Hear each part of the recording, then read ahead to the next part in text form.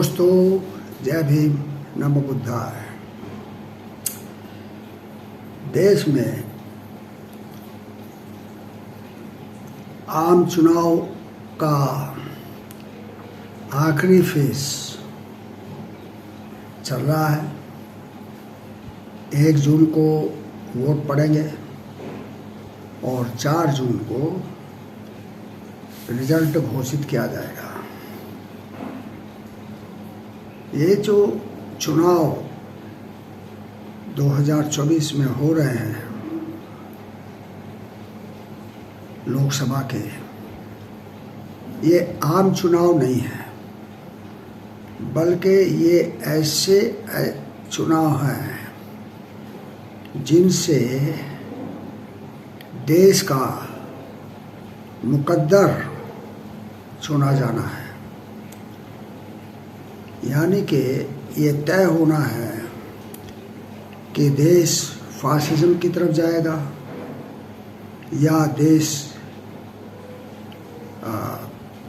एक कॉन्स्टिट्यूशनल प्रजातंत्र रहेगा, रिपब्लिक रहेगा। पिछले 10 वर्षों से हमारे पंत प्रधान, हमारे प्रधान सेवक या प्रधानमंत्री ने अपने अलग अलग रूप दिखाए हैं और एक बहुत ही सहृदय, बहुत ही दयावान,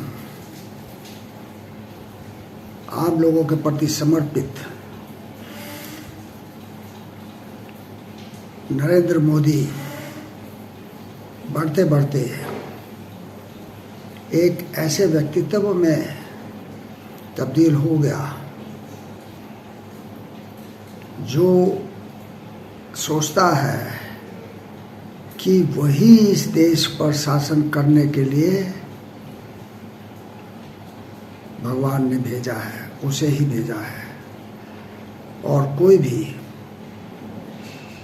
व्यक्ति अब राज नहीं कर सकता सिवाय नरेंद्र मोदी के। तो ये एक बहुत ही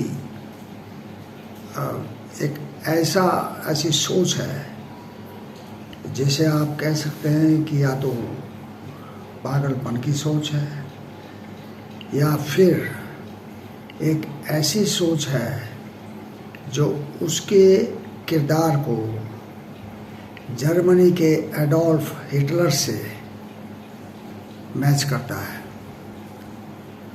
वो भी इसी तरह से प्रजातांत्रिक व्यवस्था की सीढ़ियाँ चढ़ते चढ़ते तानाशाह बन गया और उसने पूरे विश्व को एक ऐसे युद्ध में ढकेल दिया जिससे अनेक देश वर्षों वर्षों तक उभर नहीं पाए और बहुत सी जातियाँ एक तरह से खौफजदा हो गई कि कब उन्हें पकड़ा जाएगा और कब उन्हें गैस चैम्बर में भेज दिया जाएगा मरने के लिए।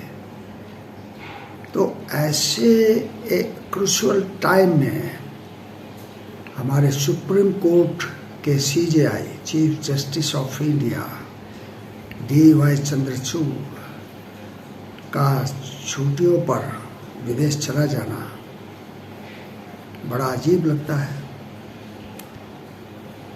हमारे CJI को ऐसा जो है प्रोपगेट किया गया कि वो कानून सम्मत जो है न्यायपालिका को लेके जाएंगे, किसी के दबाव में नहीं आएंगे, वो निर्णय बेखौफ होकर के देंगे और जो जिस पर एक संदेह का साया छाया हुआ था सुप्रीम कोर्ट पर, वो छट जाएगा। लेकिन 1-2 निर्णयों को छोड़कर जिसमें प्रमुख है चंद्रचूड़ जी का इलेक्टोरल बॉन्ड के ऊपर दिया गया निर्णय, जिसमें नरेंद्र मोदी जी की सब पोल पट्टी खुल गई कि किस प्रकार इन्होंने लोगों से जबरन हफ्ता वसूली की इलेक्टोरल बॉन्ड के माध्यम से। उनको मालूम था कि हमारे CJI को मालूम था कि इस समय जो चुनाव आयोग है वो स्वच्छंद तरीके से काम कर रहा है, अपनी मनमानी कर रहा है और एक तरह से मोदी का गुलाम है। तो अब ऐसे समय में जबकि वो उनसे अपेक्षा थी चुनाव आयोग से कि वो स्वतंत्र और निष्पक्ष चुनाव कराएंगे, लेकिन उनकी कार्यशैली बताती है कि वो मोदी के हाथों बिक चुके हैं और वो वही करते हैं जो मोदी उनको कहता है। तो ऐसे समय पर CJI का चोटियों पर चले जाना बहुत अखरता है। अभी जो ADR और अन्य लोगों के आवेदन सुप्रीम कोर्ट की वैकेशन बेंच ने सुने, उससे स्पष्ट हो गया कि ये एक जो है तरह का ऐसा प्रपंच रचा गया कि मोदी अपने आप को तीसरे प्राइम मिनिस्टर के तौर पर चुने जा सके, क्योंकि जो चुनाव आयोग है उसने मोदी के 100 खून माफ इस तरह का रवैया अपनाया हुआ है। वो कुछ भी कहें, किसी को भी धमकाएं तो चुनाव आयोग के जो आँख और कान हैं वो बंद है। वो देख ही नहीं रहे कि भाई ये कैसा जो है हमारे प्रधानमंत्री भाषण दे रहे हैं या कैसा वो बोल रहे हैं विपक्षी पार्टियों के प्रति, विपक्षी नेताओं के प्रति। और जहाँ तक न्यायपालिका की बात है तो न्यायपालिका भी लगता है कि मोदी और अमित शाह के जो राव केतु की जो जोड़ी है उससे शायद खौफजदा है, क्योंकवो देख चुके हैं कि अमित शाह के केस में एक जज की किस प्रकार से षड्यंत्र द्वारा हत्या हुई थी। अब जो जस्टिस हैं वो अपने प्रति और अपने परिवार के प्रति, अपने बच्चों के प्रति चिंतित होंगे ही निश्चित तौर से, लेकिन ये कहा गया है कि 100 दिन की जिंदगी से एक दिन की जिंदगी ज़्यादा बेहतर है अगर वो निर्भीक होकर के जी जाए। तो हमारे ये जो प्रधान सेवक हैं वो तो स्वच्छंद हैं और जितने भी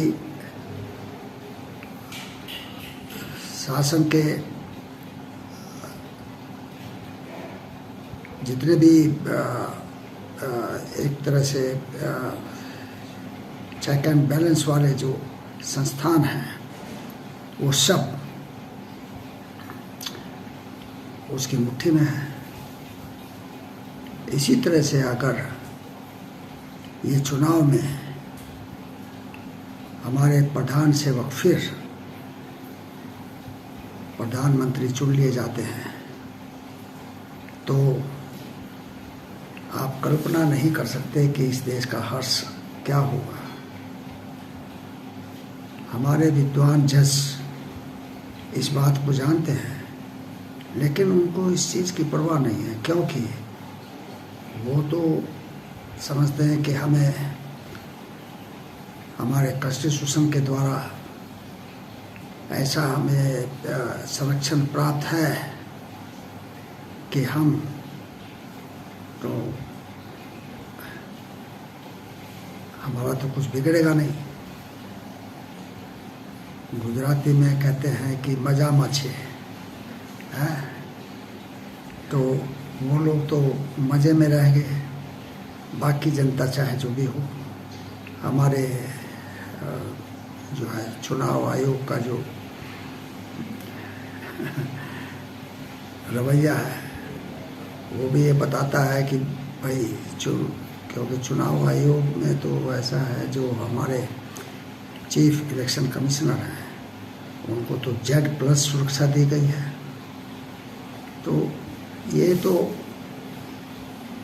एक बिल्कुल भी चिंतित नहीं है कि भाई हमारा तो हम तो मज़े में रहेंगे, जनता चाहे जो बोलते हैं। लेकिन क्या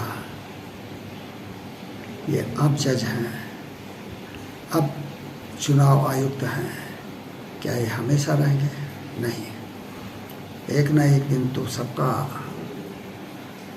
तय है कि उसको जाना है, उसको पद भी छोड़ना है, उसको आम नागरिक बनना है। और आम नागरिक अगर